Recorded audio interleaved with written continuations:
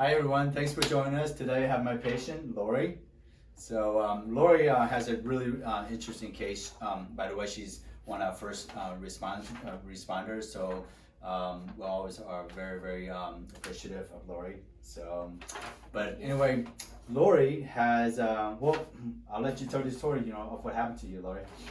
I got injured at work during a class and I broke my rib, and then I started having lower pain, shooting pain in my leg and stuff. I couldn't lift up. I had trouble getting my pants on. And so a coworker of mine referred me to Chip, and I came in to see him and did an MRI and found out that I had a disc lesion. Yep. Laurie has what we call an extruded disc lesion that was migrating downward, compressing the S1 and S2 nerve. That was why she was having sharp shooting, radiating pain down her leg. And I think you also had some weakness back then too. Yeah. So good.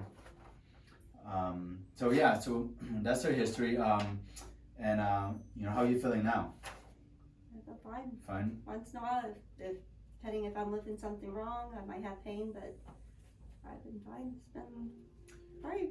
It's been going on literally 10 years now. Yeah. So we have this post MRI here because the first MRI that we did on Laurie was on January of 2010, and then we followed up with another MRI on March of 2010 because Laurie wanted to see if the disc was basically, was it improving or was it, disappearing. So there are some cases where disc lesions do spontaneously reabsorb. The medical text does not say that we can affect any disc lesion to disappear.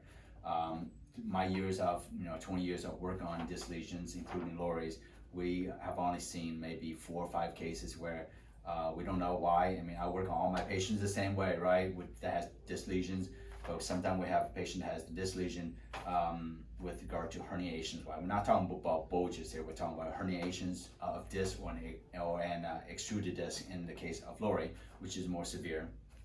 And we do see 4 or 5 of those cases where the disc just disappear. Now again, it's one of those things where the body just reabsorbs it heals up on its own. There's not anything special that we have done, but those cases are very rare. In Laurie's case, it is the disc lesion itself is still the same. It's unchanged from January to March, even though her symptoms and radiating pain and the weakness that went down her leg totally disappear. So the moral to the story of all this stuff is, we're trying to educate people and patients out there that, be a little more patient with your conditions. If you have a disc lesions or any disc lesion, I should say, it doesn't matter if it's a herniation or an extruded disc. Again, an extruded disc, most of the time, most people don't realize that an extruded disc like Laurie, we always refer out to an orthopedic surgeon for a second opinion, and probably most of the time that particular patient would have had to undergo surgery.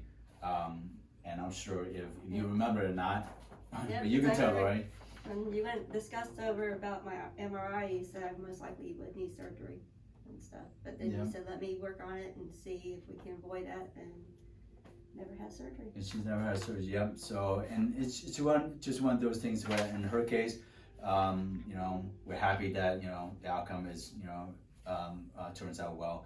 But a lot of times an extruded disc is so aggressive, especially when it's sitting on a nerve like this, that you do need some surgical intervention with that. So, so again, what I recommend people do is that you go through the conservative care first. Give your body a chance to heal it up, And as you can see, even when the disc lesion is still apparent and still there, you are not, automatically prone to having pain. Now, you might have some exacerbations every now and then that comes on and off, but that doesn't mean that you're going to be living with pain, because literally Laurie has been pretty much pain-free. Yeah. For the most part for the past, 10 years. So, anyway, so that's a brief history of what's going on. So we're going to walk you through how we adjust basically an old extruded disc lesion with the nerve compression still is apparent. The key with this is not to exacerbate that particular disc.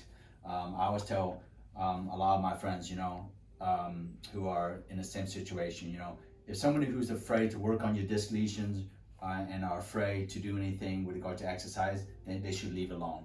But if you're really, really comfortable with it as a therapist or as a trainer, or as a chiropractor in this case, you can adjust a disc lesion and do it well and be able to assist the patient to have a very long and lasting life without suffering from pain. So let's go and get started with Laurie. So let's have you go into the table for me, Laurie, and we'll have you go face up for me. What I like to do when we have a disc lesion is we always want to stabilize the patient's hips. Okay, hip mobility is very, very important when it comes to keeping the patient's low back in line. Now, what I mean by that is that when patients have tight hips, they're gonna walk awkwardly and it's gonna put more stress on the low back.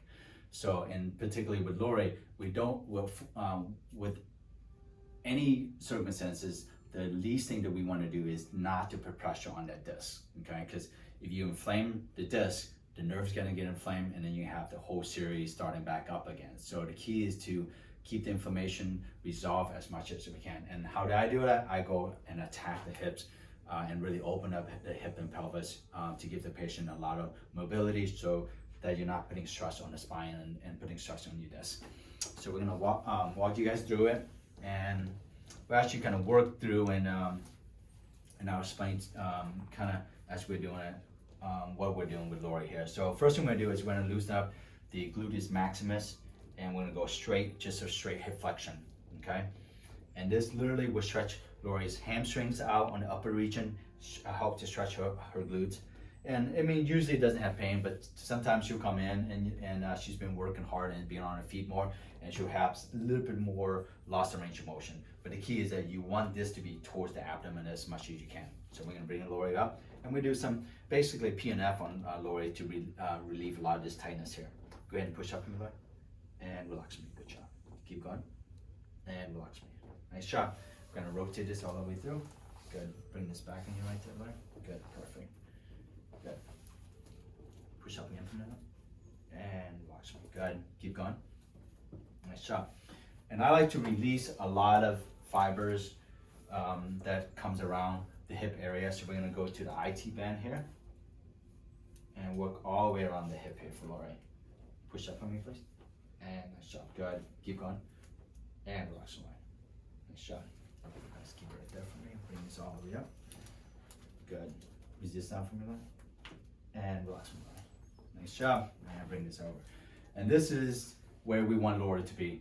With the shoulder back, we're gonna have a nice, basically, rotation here. She's gonna have a little torque through the low back, and we always want the knee to be all the way down here to have a successful hip mobility and good hip range of motion. So let's repeat the same thing to the right. And we'll bring this up one way.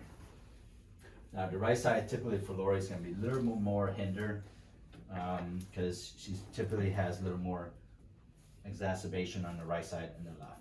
Go ahead and push up from the left. Good, keep going. And nice shot. Good, bring this all the way through. Good, let's bring it all the way up. Good, push up in front.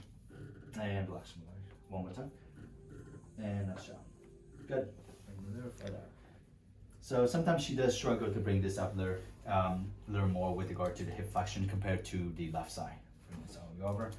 So here you can see here, and again, a lot of the scar tissue that's gonna come along and a compensation that's gonna come along with disc lesions. As you can see here, she's not gonna be able to rotate the trunk, the low back as much, and that's gonna be fairly typical. So that's why we oftentimes, recommend patients to get continual care.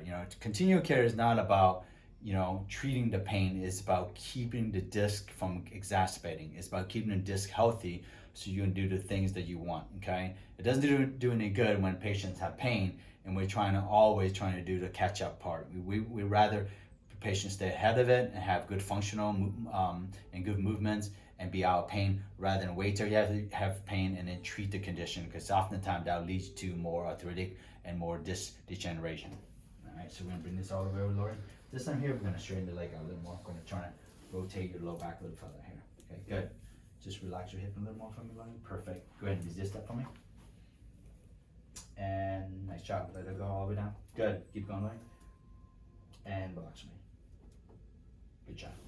Now, a typical chiropractic adjustment, would be rolling over and putting on the patient on the side and crunching out and do what we call side posture. With the disc lesion, with my professional opinion, I don't like to do that because it puts too much stress on the disc, and particularly in Laurie's case, with the extruded disc like that. So we'd rather to be more conservative, to attack the soft tissue a little more, to stretch and mobilize the joint. So what we're gonna do today, we're gonna adjust her using a Thompson drop table. So we're gonna help Laurie out. And let's have you go face down from Laurie. So Thompson drop is basically, we're using the drop table. It comes up and down through the level here. And we put the tension to it. And basically, when we put pressure on the lumbar spine here, we're trying to separate and open up the spine, and at the same time trying to mobilize the particular movements, if it's restricted or misaligned, in Laurie's case, around the sacrum and L5.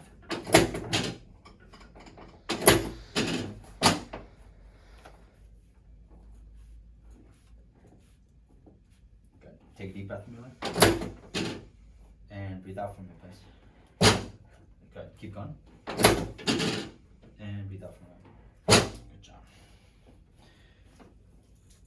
Good. Good. Take another deep breath from your place. And breathe out from your leg.